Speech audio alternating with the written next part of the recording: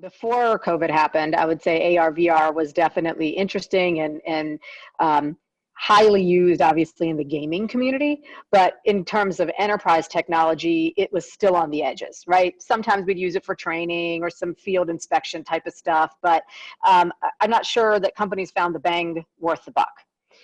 Will that change now that we need to be less in person? You can't send people out places. You can't do training, in person anymore. Is there a better way to engage folks? I still think those are the areas where you'll see some of it happen more than in just an environment where you and I are talking, right?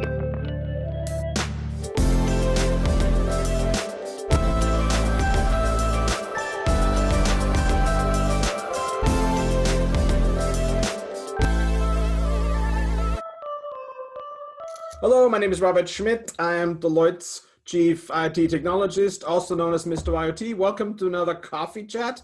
Today with Nishita Henry, our Chief Innovation Officer. Welcome back, I have to say. We're doing this for the second time. Thank you for joining. Yes, thanks for having me back. A little bit different this time, but still just as good. Yeah, last time we sat together and recorded sitting next to each other. We can't do it this time. But I think actually I've done this now, a few of them. I get a lot of good stuff out of it. I really enjoy it to still meet with people. It kind of makes my day. So Nishita, last we talked was a year and a half ago. We were actually in Vegas at one of the big conferences, and today we are working from home. Lots of things have changed. What are some of the things around innovation that really stick out for you when you think of the change that's going on right now? Yeah, I mean, talk about change and talk about necessity having to further accelerate innovation. When we last talked, we were in person, we were flying around the world. We didn't give a second thought to trying to virtualize. And now with COVID and the restrictions on being together and traveling, it's certainly increased and accelerated a lot of things. One, it's accelerated the future of work, right? We've proven we can work virtually and very successfully overnight, in fact. Number one. Number two, the supply chains have been completely disrupted. For those of us who try to find flour at our grocery store, we know that it's a treasured jewel when it does appear. From the medical systems and medical supplies, trying to make sure the right equipment's in the right place at the right time has certainly become, a challenge. And it's actually just illuminated the challenges we've always had in our supply chain to be able to adapt and be flexible. And lastly, we as humans are just changing in the way we interact with people and what our levels of expectations are for that interaction. From our children who are having to distance learn in school, to adults who have to then, get their own physical therapy and mental health services online. So a lot has changed, and innovation is certainly helping us to make sure that we can keep up with the times. So change is such a personal topic. I find it's such a it's as much an emotional topic as it is a technology question. How have you seen the change happen in these times, right? It's such a different time for change. Are people more willing to change? Is change more impacted by what's surrounded by us? How do you see the emotional side of this with your clients and our clients and even in your life? I think when it first started, there was life's going to go back to normal in a few weeks. I don't really have to adopt some of these new ways. It'll be fine, to a realization that this might be our new normal for quite some time, and that forcing people to change, right? Whether it's us ourselves just fully moving to Zoom and saying, that's it, we're not doing in-person big meetings and we can move it all to Zoom, and we can figure out how to do, 1,000-person meetings on Zoom to 2-person meetings on Zoom. And we, did it in a very, very short order. I think that different industries have adjusted differently, right? The restaurant industry is unable to open, have had be forced to move into that takeout and carry out mode, which has changed the way, they have employees in their building. It's changed their menus. It's changed the way they've had to, source supplies.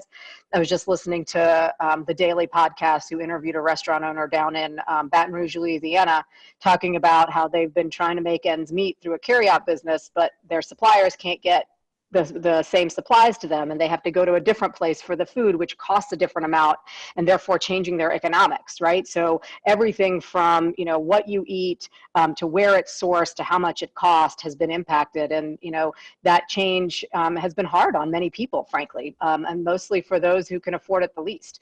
And so I think it's incumbent on us to help people and help supply chains move more efficiently, help people have access to the goods and services they need in the most economical manner possible.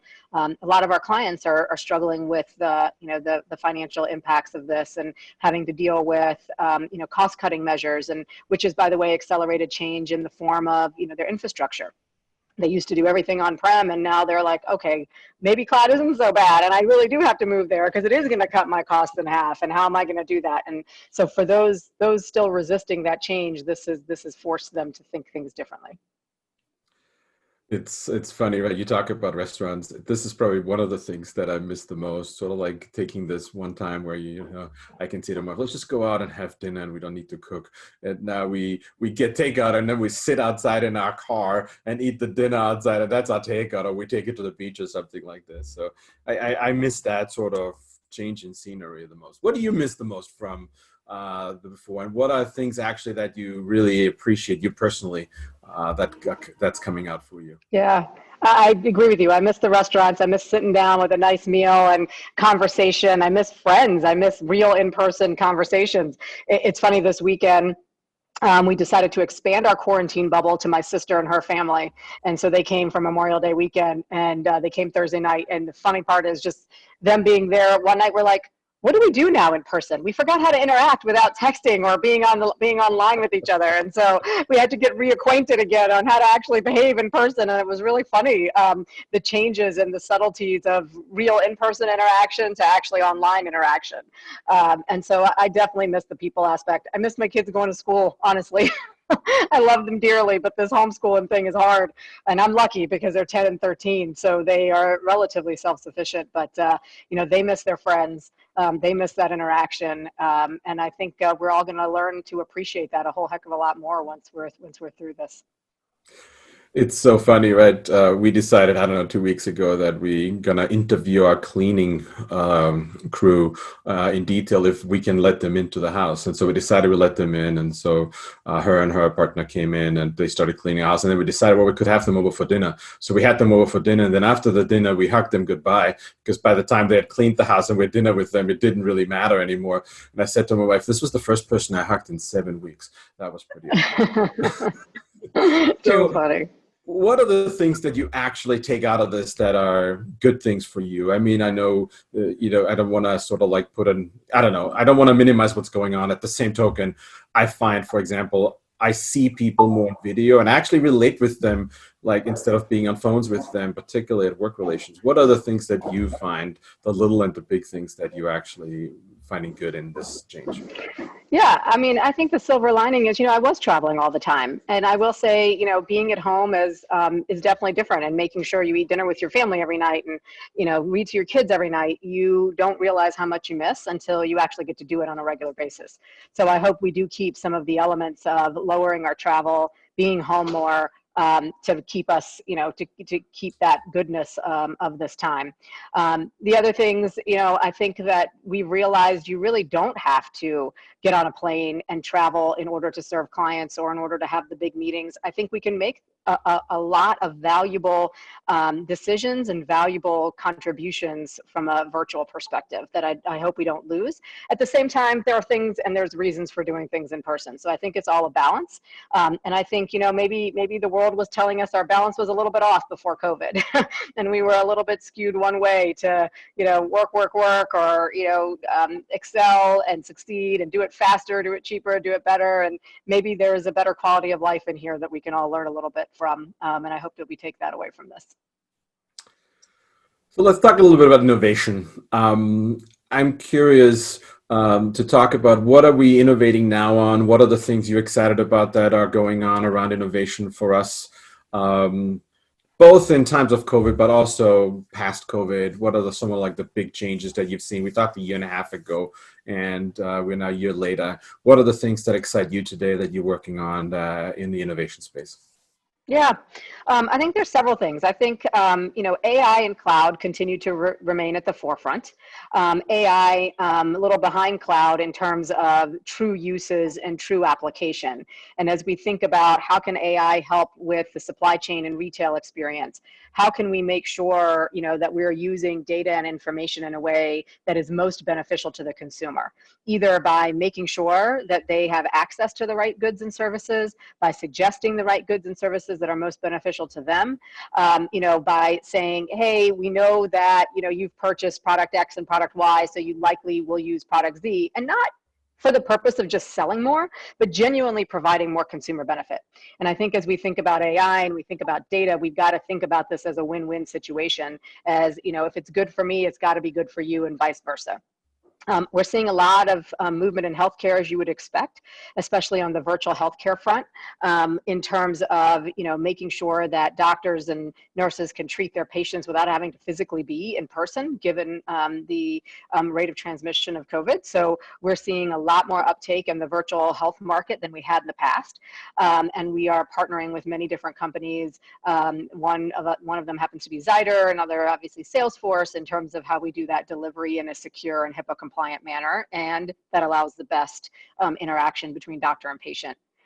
We're seeing a lot in the IoT space as we think about movement of goods and services and making sure they get from one place to the other and how they get there. And a lot of innovation around technology in terms of sensors that no longer require batteries to operate, and better use of things like Bluetooth in order to actually provide temporary power and location of devices. So a lot of interesting things that we're seeing.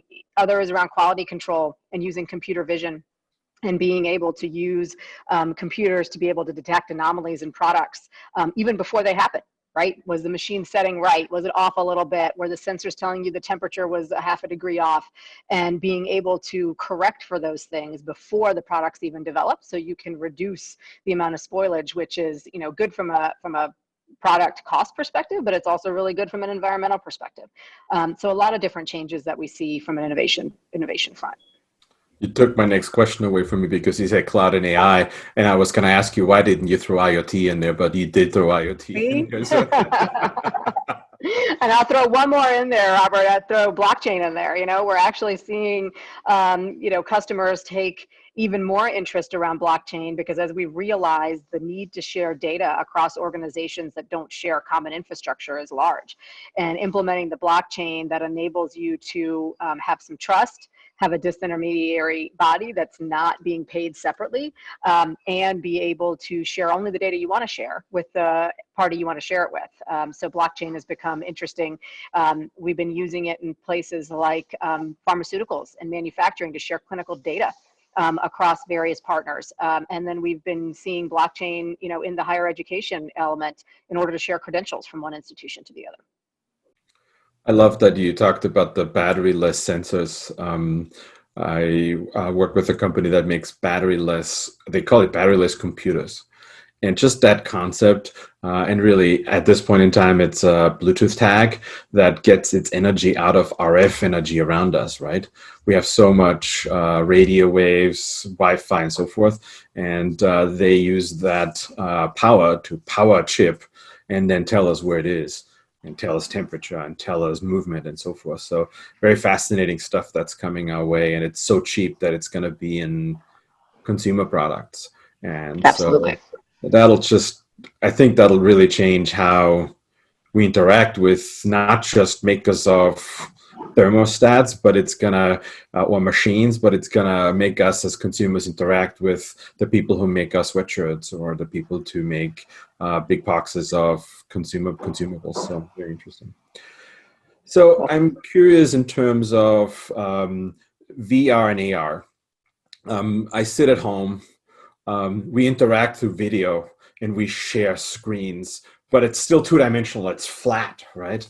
And so I have been really thinking about what happens around three-dimensional space. Are we going to be interacting three-dimensionally with each other through augmented virtual reality? May it be an iPad, or may it even be, a HoloLens or a Magic Leap device. What do you think about this? Is this really too Star Trek-y, or is the time we're in right now also going to foster some of that? Yeah, it's interesting you say that. Before COVID happened, I would say AR, VR was definitely interesting and highly used, obviously, in the gaming community. But in terms of enterprise technology, it was still on the edges, right? Sometimes we'd use it for training or some field inspection type of stuff, but I'm not sure that companies found the bang worth the buck. Will that change now that we need to be less in person? You can't send people out places. You can't do training, in person anymore. Is there a better way to engage folks? I still think those are the areas where you'll see some of it happen more than in just an environment where you and I are talking, right? Is it interesting to have a HoloLens on and you and I sit in a virtual world together?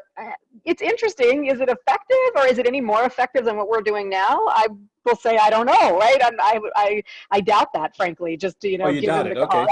cost. I mean, I doubt, but then again, until that actual experience happens, where I do find it to be more valuable, then, we'll all think of it as an interesting technological advancement. But we'll still question the usage of it. And again, I believe AR, VR in the gaming environment is huge. I think in enterprise, it's around training and field service, and we will see that accelerated. But I don't know that it accelerates our everyday life, frankly. It's so interesting, right? I've done a variety of interactions on video that I would have never thought I'd do it over video than in person. So we had a manager succession program, right, where we teach our managers how to become senior managers. What does it mean? And it was sort of like a 2-day program, 3 days each day, 3 hours each day. And we had serious concerns about people authentically interacting with each other, because so much of what we do is based, you meet someone, you stand in front of them, you get to know them, and then that fosters us sharing something that really matters to us. And gosh, I had seen some really, really deep shares from people coming out of this, and I was mind blown by that. So I have to say, I'm looking forward to trying it out. As you said, I got to see and feel the Yeah. experience to really know. I want to shift to something that's also AR, VR. I was going to pull up my comic book here. We're actually coming out with another version of this. This is telling the story of Dub Dub in a virtual factory, the virtual factory by Deloitte online.